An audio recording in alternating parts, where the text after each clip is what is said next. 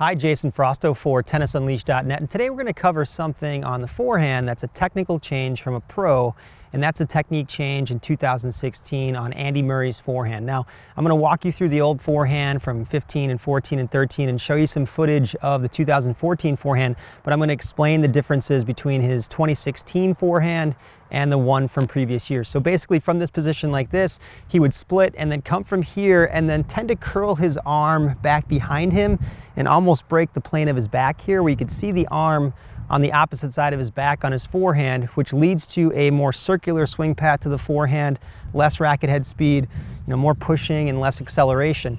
He's tweaked that, and especially at this French Open in 2016, there's a big difference in the aggressiveness of his forehand and what he's able to do on the other side of the court with it. So the change that he's made is coming from this position again. Instead of coming and looping back a little bit more like this, he's coming more to here from this position and keeping his right hand more on this side of the body, and then he's whipping through and getting more acceleration on his forehand. Now, we're gonna look at an example of his old 2014 forehand and point out those differences, but just remember that pros do in fact make changes in their technique, and it can be very effective for them if they believe in that change and implement it.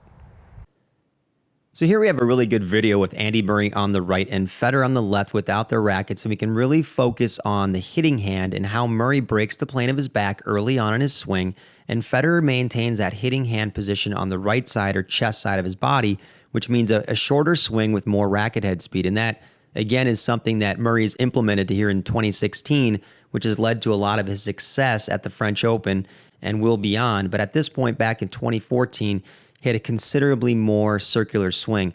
I'm going to switch over in a second to a clip of Murray, a different clip with the racket. And what we're going to see again here is that very same thing, even though it's a different shot and ball.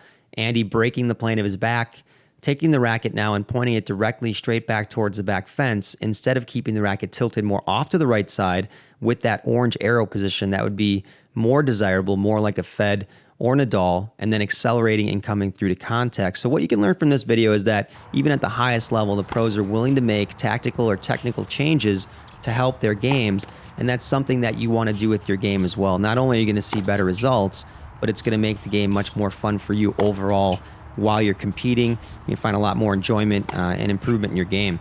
So remember that next time you take the match or practice court. I'm Jason Frausto for TennisUnleashed.net. Thanks for watching.